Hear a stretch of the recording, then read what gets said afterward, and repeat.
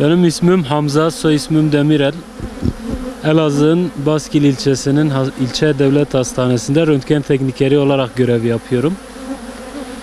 Bundan 2 sene önce tabii bizim çalışma stilimiz vardiyeli olduğu için, nöbet usulü olduğu için ek bir hobi amaçlı bir iş arayışına girdim.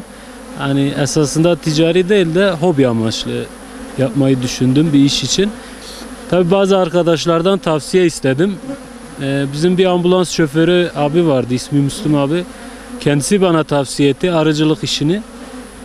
Hem bakımı kolay, hem bakım sürelerinin periyodu bizim vardiya işine uyduğu için benim de aklıma yattı. Allah kısmet etti. İşte geçen sene Mayıs ayında 10 kovanla bu işe başladık. Tabii arıcılık diyorlardı bir sevdaya dönüşür. Ben inanmamıştım. Ben sadece işte evin balı gelsin, bir iki de işte eşe, dosta, akrabaya dağıtabilelim diye biraz balımız çıksın yeter demiştim.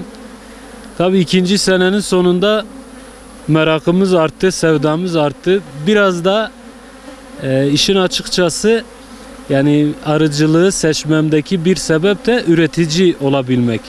Yani bir al sat veya böyle bir esnaflıktan ziyade daha çok hem ülkenin ekonomisine katkı olması babında biraz daha üreticilik içeren bir meslek, bir hobi istedim. Bunun için arıcılığa başladık. Ondan sonra Allah'a hamdolsun tabii arı bereketli bir hayvan, bereketli bir yaratık. Çoğaldıkça çoğalıyor, öyle söyleyeyim. Biz de 2. senenin sonunda şu an 27 kovanımız oldu çok şükür. Tabii bu işi devam ettirmeyi, biraz daha büyütmeyi düşünüyoruz. Tabii şu an Baskil bulunduğumuz bölge itibariyle 1 Temmuz'da aşağı yukarı bal başlıyor. Şu an biz 5 Temmuz'dayız bugün itibariyle.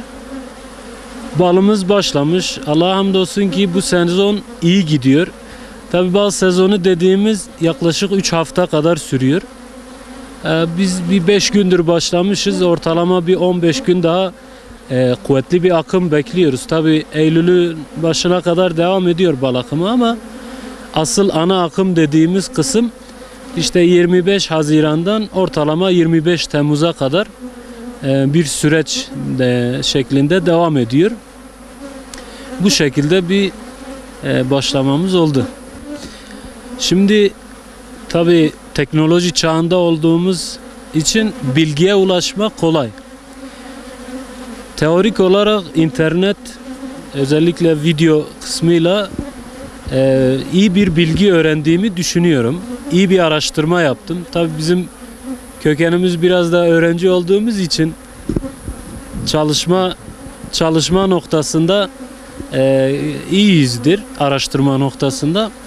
Arıcılığa meraktan sonra, karar verdikten sonra gerek sosyal medyada gerekse kitap olsun temin ettim kitaplardan. Özellikle Profesör Doktor Muhsin Doğaroğlu kendi hayatını bu işe adamış olan büyüğümüz. Onun kitabından özellikle istifade ettim bilgi birikim noktasında.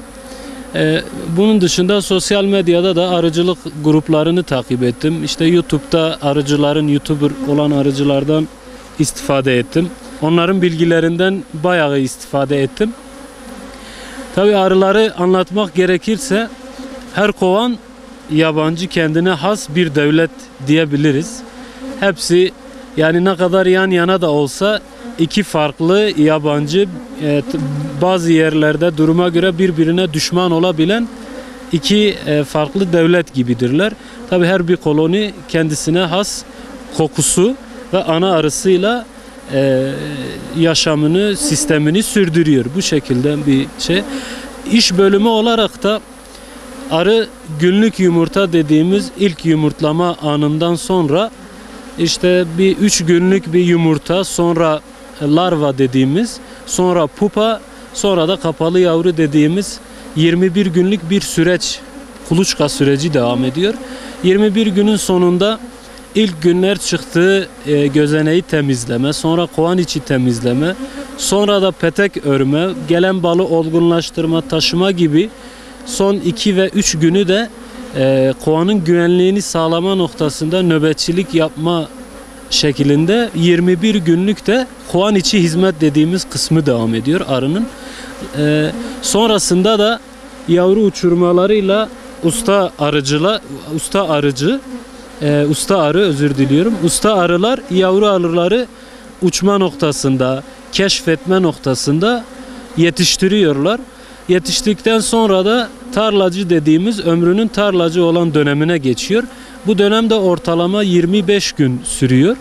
Bu 25 gün içerisinde bazı dönemlerde işte kovana su taşıma, kovanı havalandırma, hava sirkülasyonunu sağlama, bununla beraber nektar, polen taşıma görevini üstleniyor. Zaten kuluçkadan çıkmasıyla ölümünün gerçekleştiği güne kadar ortalama arının ömrü 45-46 gündür. Zaten ömrünü tamamladıktan sonra gerisinden devamından yavrular görevi devralıyor. Şimdi mevcut nüfusu şöyle bir şey. Ortalama bir çıtayı saran arı sayısı 5000 ile 6000 arasındadır. Kovanı ne kadar açarsanız önünü, ne kadar çalışırsa tabi bu ana arının kalitesi bulunduğunuz bölgenin florası yani çiçek çeşidine göre değişiyor ve önemli bir husus suya yakınlığı. Kovanın gelişimini de etkilidir bu 3 unsur. Rakım, yani rakımdan kasıt biraz daha flora dediğimiz çiçek çeşidi, su ve zaten arının kalitesi bu şekilde. Şimdi tek katlı bir kovanı düşünürsek katında ortalama 50.000 ile 60.000 arası bir arı vardır. Her kat attığımızda mesela bizim arılığımızda 1 kat, 2 kat ve 3 kata kadar kovanları siz de gördünüz. Yani ortalama sayı söylemek gerekirse her katından 50.000 düşünürsek ortalama bir katta 50.000, 2 katlı arıda 100.000, 3 katlı arıda da yaklaşık 130.000, 150.000 civarında arı vardır. Tabi yine vurgulamak gerekirse her kovan başına sadece bir ana arı vardır. Şimdi bal noktasında yani biz Allah'a hamdolsun organik balı kendimize şiar etmişiz. Çeşit olarak süzme, petek ve kara kovan balı üretmeye gayret ediyoruz.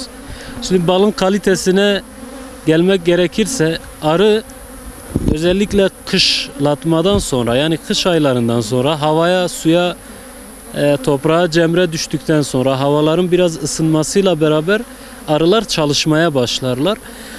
Tabii kışınki stoklarını tüketmesiyle dışarıda bir şey getirememelerinden dolayı stokları geriliyor. Bayağı zayıflıyor. O dönemde polen keki dediğimiz ve bildiğimiz şerbetle takviye etmek, desteklemek gerekiyor. Arının hızlı gelişmesi için. Özellikle erken ilkbahar dediğimiz döneme kadar.